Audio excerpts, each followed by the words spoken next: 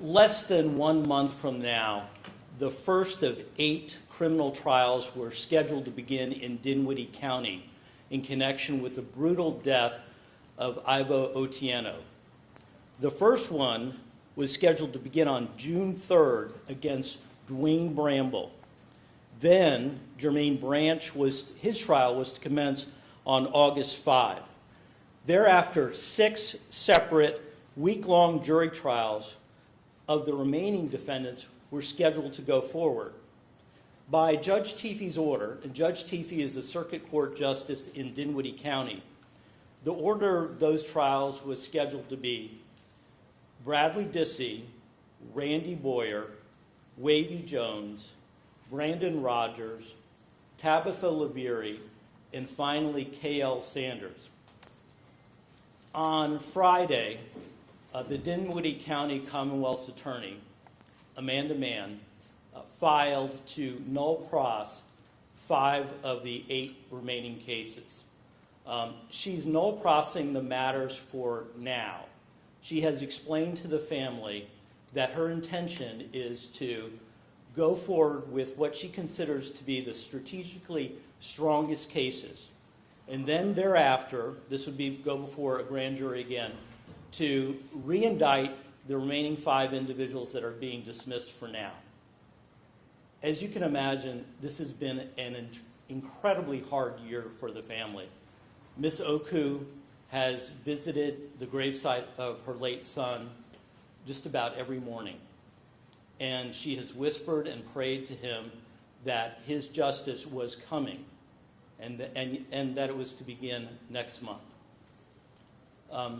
The family has to work with the Commonwealth's attorney. That is the lone prosecutor that is taking up the case at this point. We can speak with her, and she's been gracious enough to meet with us, but she controls the decisions in connection with the matter, and this is her decision. We stated vehemently that we disagreed with it. This case is different from how cases were. I've been a lawyer for 35 years when cases first began.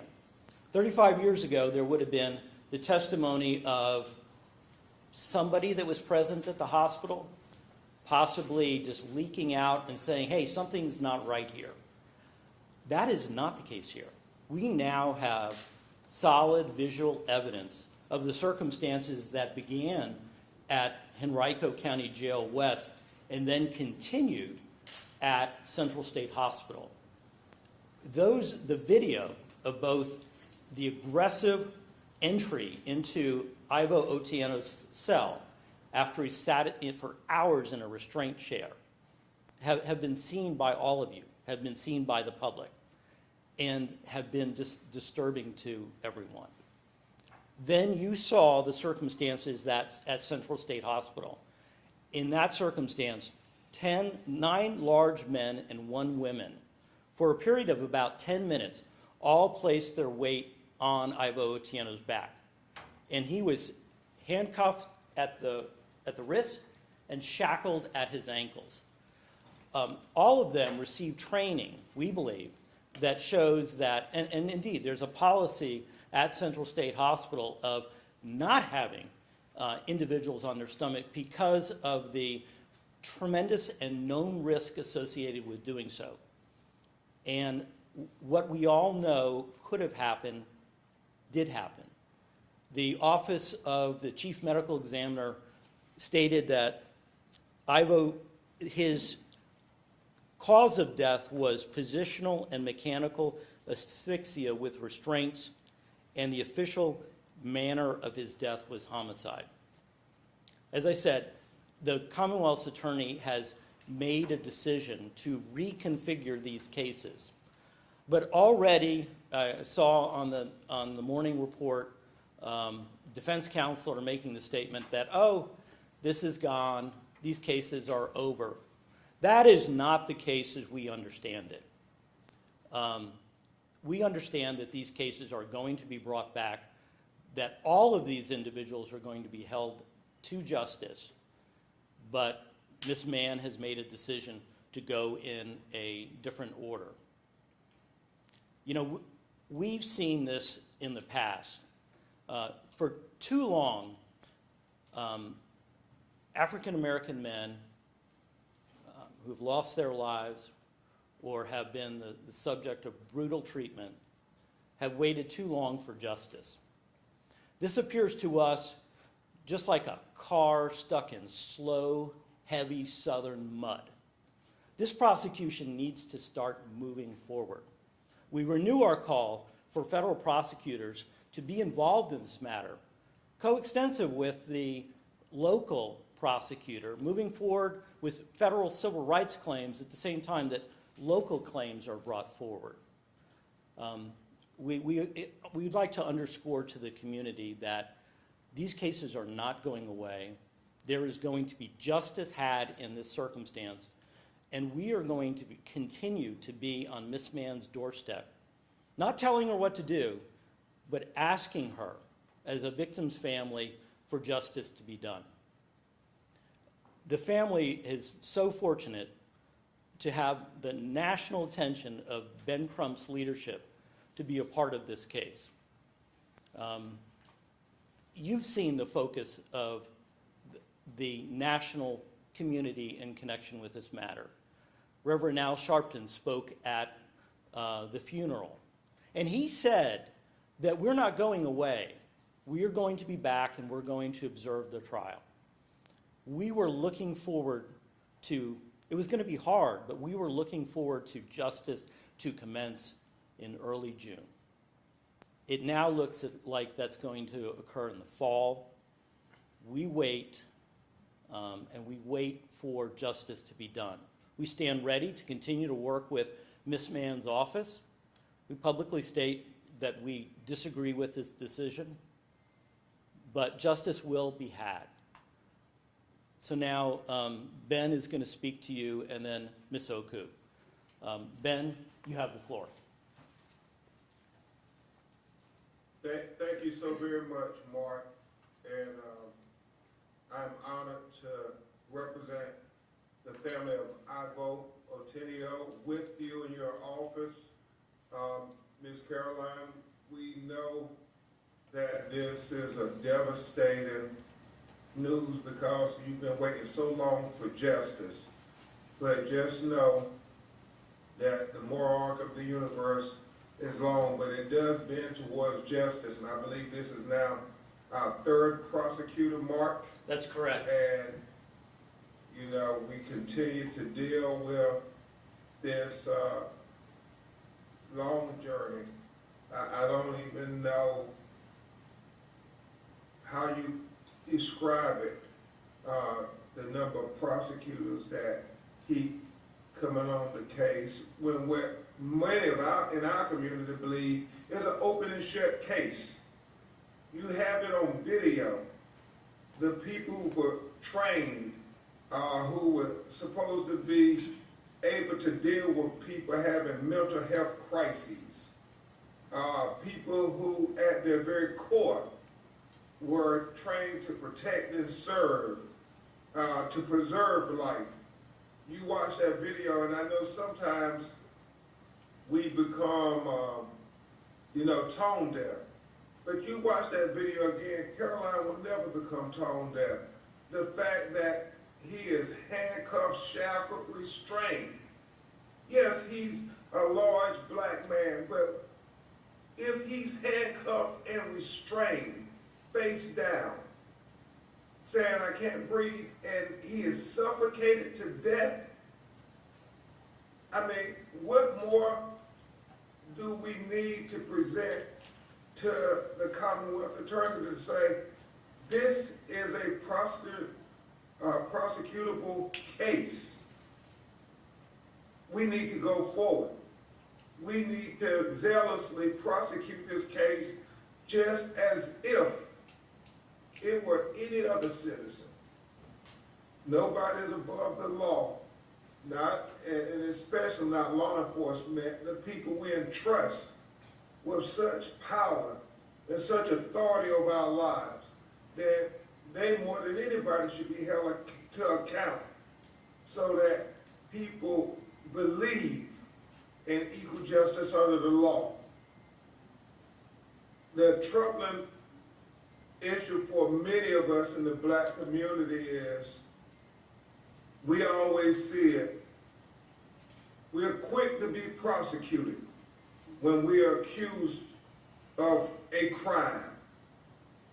However, when we're the victims of crime by the authorities, there seems to be delay. Ms. Caroline, justice delayed won't be justice denied because we, Attorney Krudys' office, and his stellar legal acumen, our law firm, and people who are watching this matter at the Department of Justice, we won't let you be by yourself. We won't back down. We won't be deterred. We're going to continue to aggressively call with those in the public, in the community, the activists, to call the prosecutor to just do what you would do if it was being reversed. If we were being charged with crimes. We know how zealous you are when it comes to charging people in our community with crimes and prosecuting them vigorously. But that's all we're asking for. Equal justice, no more, no less. That video is clear. It's crystal clear. And so the procedure should be consistent. There should not be any special benefit or consideration offered simply because they are law enforcement. There should be equal justice under the law. Justice for Irvo warrants such. Justice for the community warrants such. Justice for the future warrants such, especially considering people who have mental health crises should not get the death sentence. The color of your skin and the status of your mental health should not be the proximate cause whether you live or die when you interact with law enforcement. We have to send a message. Everybody is watching the Commonwealth Attorney to see if they're going to send a message that Irvo Otieneo's life matter and that all of our loved ones with mental health crises and mental health issues matter. Attorney Krudys, thank you, and I will yield to Ms. Caroline and prepare for the questions from the reporters. Thank you, Ben. And let me just make sure I have this context. The civil case was settled for a historic amount months ago. This is what the criminal case is, what is going forward. And as I said, we controlled the civil case. We do not control the criminal case. We can have input in connection with that, but we don't control it. And thus, in some ways, the reason for this press conference to have all of the eyes of the community focused on these decisions. It has been a delight to work with Carolyn Oku in connection with this matter. She has been the conscience of the community, conscience of the black community, the conscience of those that have loved ones that struggle with mental health. I don't know if you saw, but on today's first page, New York Times, top right-hand corner today, is an article about the intersection of mental health, people in jails, and their jailers. And so many times, the public wants to do this litmus test. Are you for law enforcement or not? Are you for the mentally ill or not? It's not required. Instead, we have to look at these issues on an individual basis, which we have done and you have seen. You can be respectful of law enforcement, but at the same time require that they treat human beings as human beings.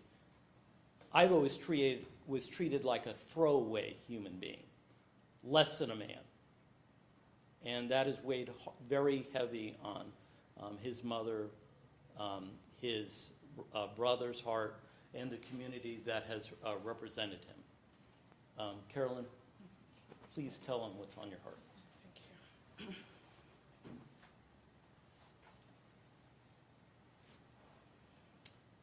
Good morning to all. Today is exactly 14 months since my beloved son, Irvo, was brutally murdered. Days are long and nights are long. There's no single day that we never think about him and miss him. And it is such a blow. What is going on about my son's case should not be going on. What is needed is to prosecute the indicted murders of Irvo. We should not have to wait for justice. I'm very disappointed with the direction the Dinwiddie Commonwealth Attorney man has taken to dismiss for now charges against the indicted Otieno murders. Dismissing for now means those charges could only be brought back if the state so chooses. That means it be left to discretion. Discretion can be discriminatory. We met with Ma'am, listened to what she had to say, and then objected strongly to her plan. We did not endorse her plan. Nevertheless, she went ahead and made the decision to dismiss the charges anyway. Commonwealth Attorney Mann has dropped charges against 5 defendants who were indicted by Dinwiddie County grand jurors. That's a radical, reckless decision with great ramifications for justice for Irvo Otieno.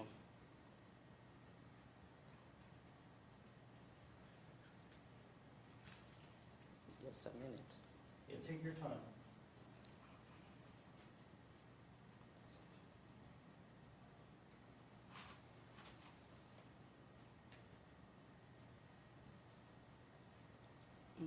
Yeah, yeah.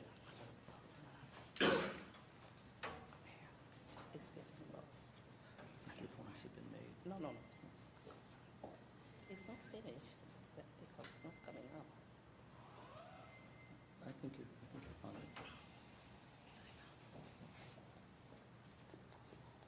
Yes, the last part is.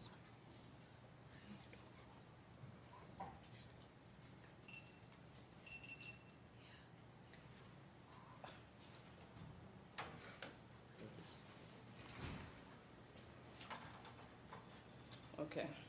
Sorry about that. It's okay. All indicted murders of Irvo should be tried promptly. Indeed, over a year has passed since his death. We hope they will be aggressively prosecuted, tried, and have justice served. The American people expect their court system to serve justice on their behalf without fear, pressure, or favoritism. And that's what we expect of the Dinwiddie Commonwealth Attorney. This renews our effort. And actually, this is a plea. This is my plea to the Department of Justice. Irvo's murder is worthy of your attention. This was unlawful demonstration of power. by the indicted defendants. My beloved son is gone, but the pursuit of justice is renewed in us. The security of our families and safety depend on it. The DOJ has the capacity and resources to prosecute all indicted murders of my son, leaving no stones unturned. There is incredible evidence. All evidence is on video. And what more evidence do we need? All I could say as a mother, I want you all to know, I want the country to know, I want it to be known nationally. I've had a lot of sleepless nights wondering about the unknown. If you need more evidence, I want you to know that I sleep thinking about the unknown. DOJ, kindly step in and stamp for Irvo Otieno and turn every stone upside down to find the truth. Because what happened to my son is unimaginable. I believe there's a whole lot more where that came from. Thank you all. Thank you, Caroline. As you can see, the power of Ms. Oku's conviction and what she's had on her heart for over a year. We will now take questions, and you can pose them to any one of us. We're happy to answer as best as we can.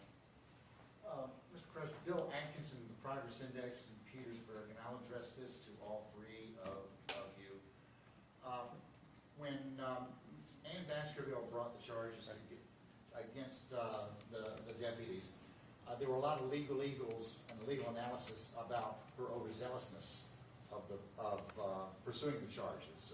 It was a process that's certainly legal, but not as well known as the normal indictment process. Do you think that, given everything that has happened now, do you think that her immediate successor, Mr. Boulier, and then Amanda Mann as the newly elected CA in Dinwiddie, do you think they're starting to walk back some of that zealousness? I'm happy to address this. You know, I know that Ms. Baskerville received some criticism for her zealousness, but the reason, and there was a two-step process, as you will recall. They were originally arrested and charged, and then later indicted. She said to the family, this is Ms. Baskerville, I cannot let another moment go by with these individuals continuing in their position. And we supported that view. We really liked Ms. Baskerville's aggressiveness in connection with it. When others questioned whether or not the second-degree murder was too broad or too aggressive, her response to us was, no, it's broadly defined in the Commonwealth of Virginia. It requires malice, and there's ample evidence to show malice. In connection with, as I told you, there's a continuum of events that go by. And then after the individuals are done, when they stand up from Irvo's body, it's not moving, but they're taking no action, starting CPR, or commencing anything to save his life. We believe that there's more than ample evidence to go forward against all 8 individuals and with the strongest charges possible. I do see a certain amount of blaming that has gone on in connection with the Commonwealth's attorney. You know, many years ago, I was in the Marine Corps, and we had an admonition that the buck always basically stopped with you, and you did the best with what you had. And so Ms. Mann took office in January, and she had all the video. She had all the information to go forward with it, and should have done so aggressively. Like I said, we're supportive of her, but this is really hard. And It's naive to think that this will not be used by the defense to kind of spin this. But she did it for strategic purposes, she says. Our reaction is that the case is so compelling, so strong against everybody. So going back to Ms. Baskerville, we miss her intensity and her willingness to stand up for an African-American family that had one of their loved ones killed. We applaud that. We miss that. Ben? I couldn't agree more. Mark, I just think that in America, when police kill people, especially marginalized people of color, they often seek refuge with the prosecutors to justify unjustifiable acts we see with our own eyes. We just ask that you all go look at that video and imagine if that was your child who had mental health issues. And ask yourself, do those officers deserve to be held to the full extent of the law? And if you make the conclusion that if that was your child, that is what would be warranted, then why is it any different when there's a black mother's child? I mean, he was restrained. They had him. They didn't have to do anything else. He wasn't going anywhere. He was in the mental health hospital, for God's sakes. Why the need to put all this weight on top of him to the point of him suffocating to death? That seems to be cruel and unusual punishment. And last time I checked, that was a constitutional amendment, the prohibition against that, and that we as Americans don't condone cruel and unusual punishment. I was going to say, I know you said that CA has mentioned she fully intends to bring this to the grand jury to look for new indictments for the 5. Has she mentioned anything potentially about an agreement that any of these 5 testify in the first 3 trials, that she may not go forward? No, I haven't heard that. She has just, she filed this. It requires Judge Teefe's approval. That's all that she's told us about her intention to bring the cases back. But like Ben says, this is not a circumstance where it requires a tremendous amount of strategy, like which witness goes first and whether or not there's a record of them for cross-examination. It's all there. There's a video that shows the circumstances. We just think it is so clear and apparent. And we see no strategic benefit in that. And it carries the suggestion that somehow the cases against these 2 first individuals were less than strong. And that is not the case.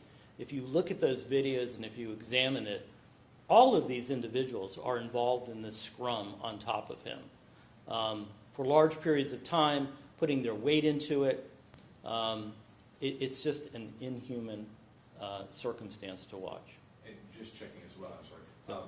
Just before this has started, the CA man had set up the press release that the motion has been granted. Were you all aware of that? No, not until now.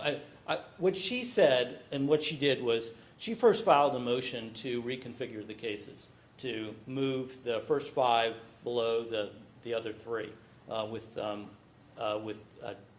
Tabitha, the female defendant, at the bottom of that. That was denied by Judge Teefee.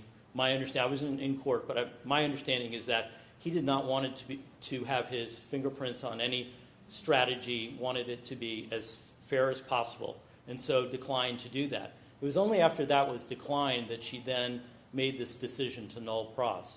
And like I said, null pros means that she can bring these cases back, but it's an agonizing wait. We now have to wait.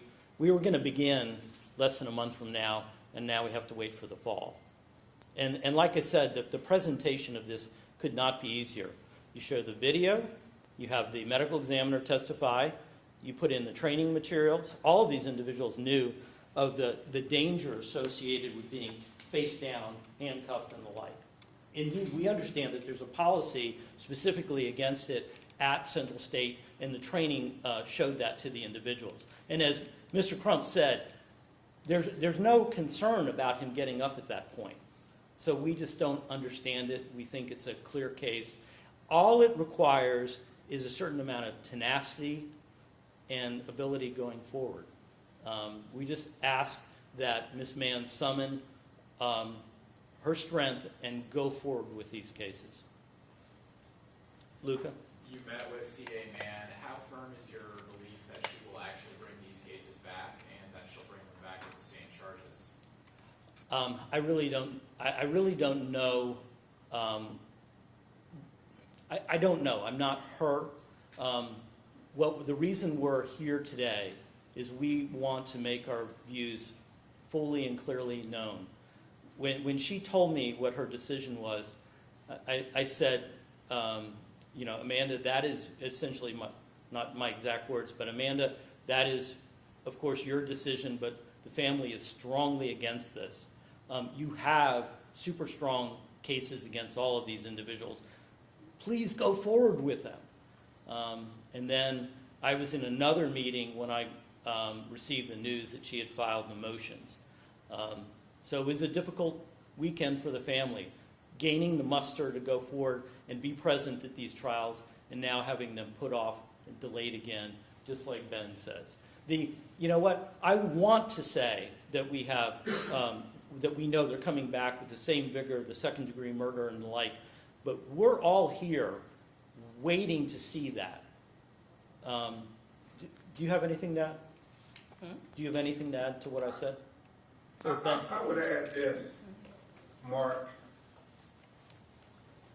It seems inexplicable to us why do the no cross and come back. You got them charged, we believe, adequately. I'm sure they will argue whatever lesser included. And I guess as Attorney Krudys and I have discussed, it's all on video. Why so much consternation? What is all this, complication in this matter and just going forward as a straightforward case? It does remind me of when all of the talking heads talked about with George Floyd case, and I remember them all said, "Oh, this is such a complicated case. This is going to be a difficult case." And I kept saying to anybody who would listen when we were doing interviews, "No, it's not. It's not a complicated case. This is not a difficult case.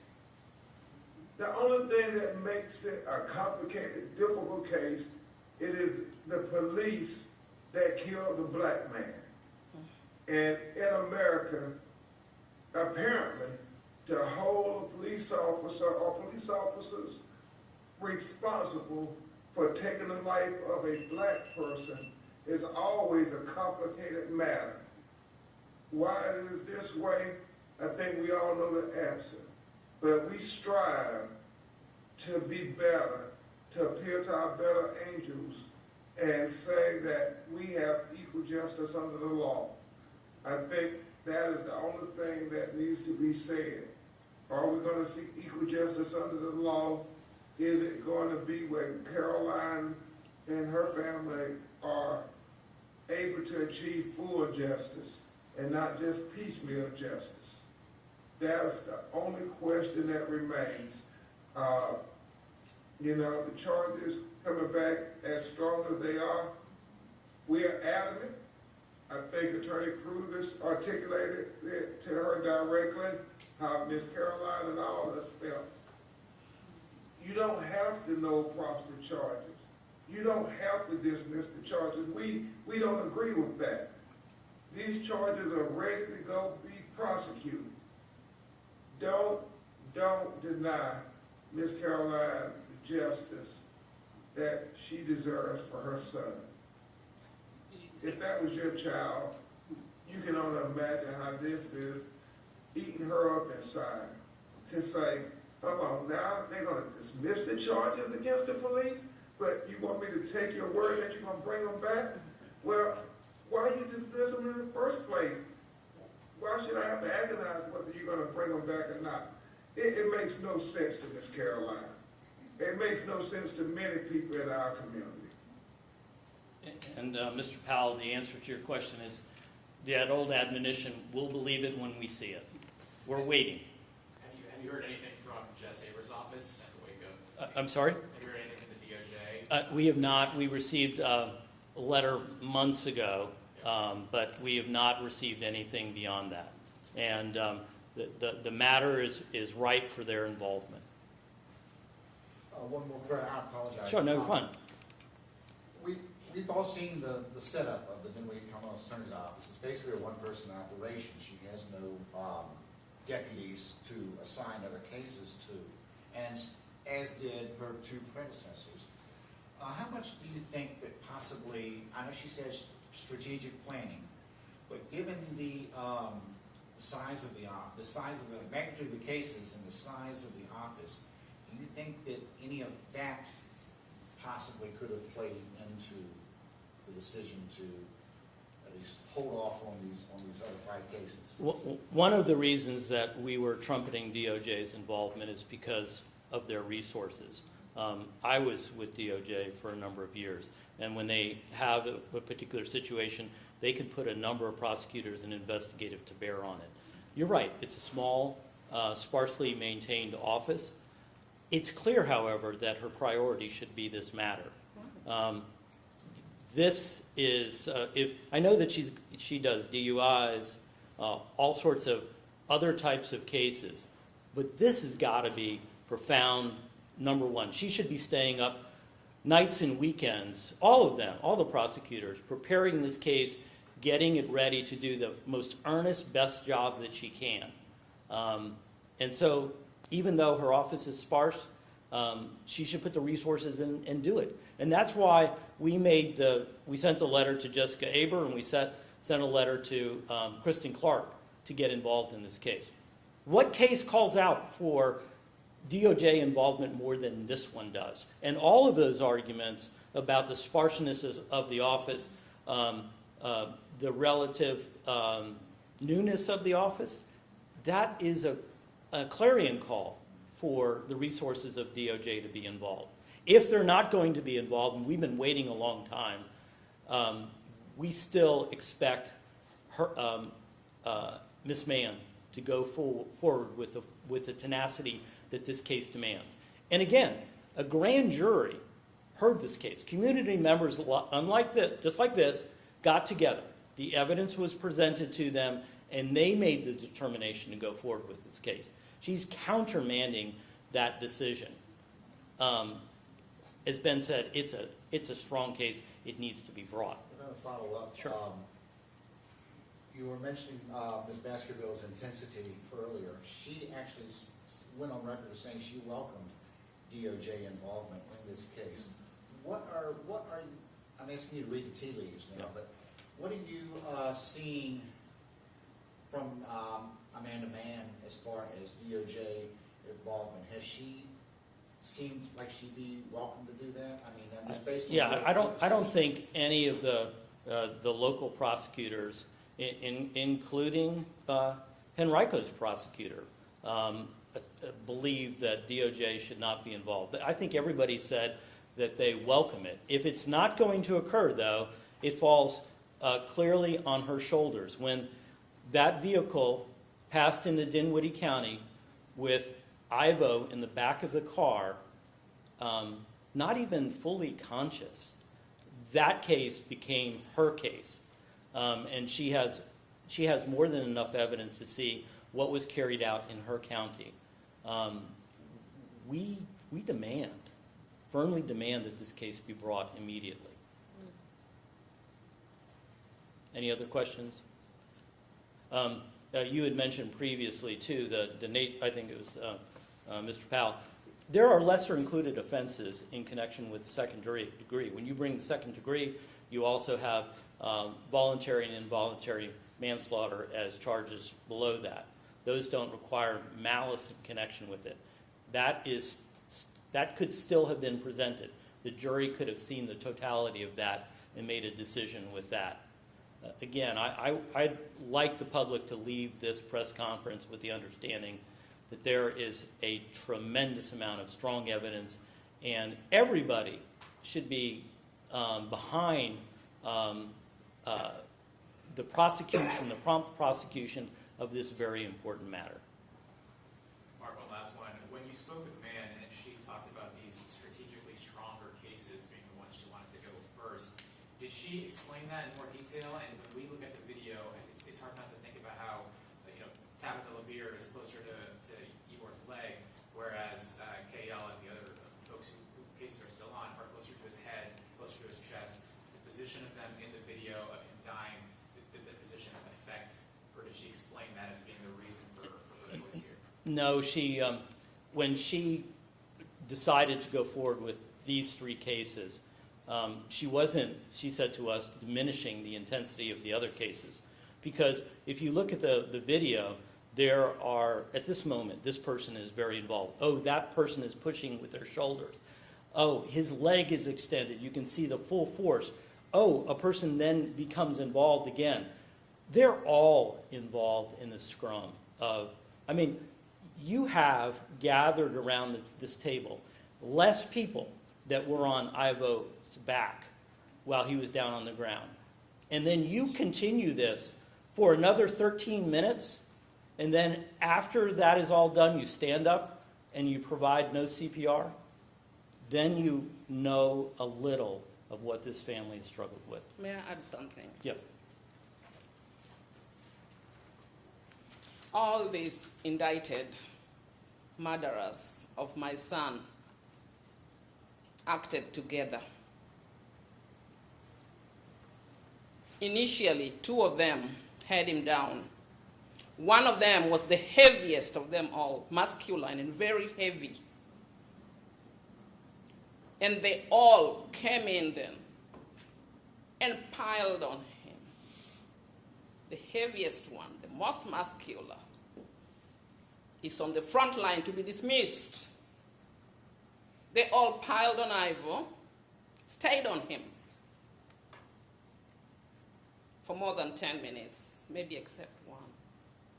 Two of them stayed on Ivo for 14 and 53 seconds. You can imagine this whole pile of people on one young man laying down on the ground. They were in communication, you could tell, even though they turned off the audio. Each one of them knew what the other was doing. They piled on, they stayed on my son. One of them sat on him, maybe stood on him to exert more weight. They only shifted to come back and apply more pressure. Collectively, they got off of Ivo after their mission of maliciously murdering him was accomplished. There is no way that anybody can look into that camera and say, oh, you are less culpable. Oh, you didn't do anything. Oh, you didn't do much. Let's look at what each one of them weigh. And look at how long they stayed of my son.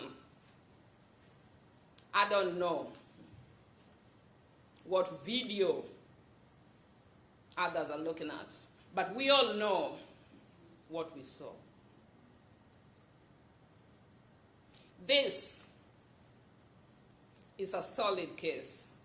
And I mentioned that to Prosecutor Mann when we met with her.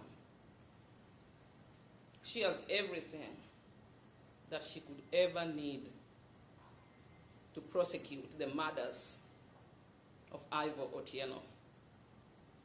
And like my attorney, Mark Krudys, said, no one is above the law. No one is above the law.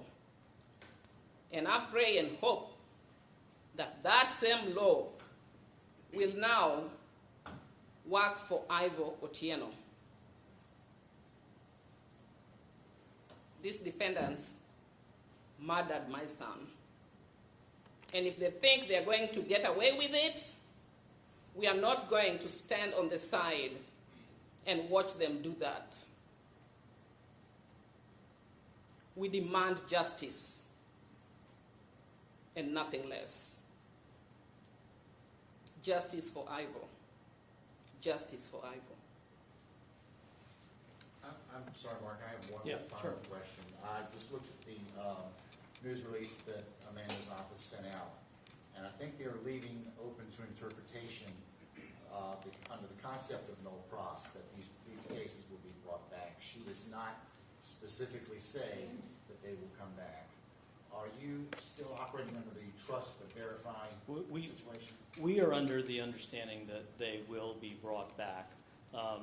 And we also understand from her that she does not believe that these cases that are being null pros are any less than the other ones. She just strategically has chosen those for a variety of factors to go forward with, and assures us that this is just a reconfiguration in the order. But we've been waiting. It's as Ms. Oku said, 14 months today. We don't want to hold our breath anymore. May I add something? One of the defendant's lawyer was on Channel 8, and he said, if these charges are dismissed, it's very unlikely that they could be brought back. Just so we all know that. Like I said before, it'll be up to discretion. Why should we leave it at discretion when we have everything now? It is time to prosecute. It is time to prosecute the murders of my son. And we hope that the dean with the common attorney can do her job. And if she is not willing to prosecute, the DOJ, where are you? Where are you? The Department of Justice, where are you? It is time. It is time for you to bring your boots to Richmond and stand for Irvo and get justice for my son. All right. That will conclude our press conference. If you have any follow-on questions, my cell phone is 804-306-6435. We greatly appreciate you taking time out from your morning. And if you have any further questions, we look forward to addressing them. But I also want to thank all the family and friends that have faithfully gone to every court appearance and the like, that have stood by the family. There has been a tremendous amount of strength that both Caroline has given to us and that she has received from others, and we thank everybody. Thank you very much. Ben, thank you. Thank you, everyone.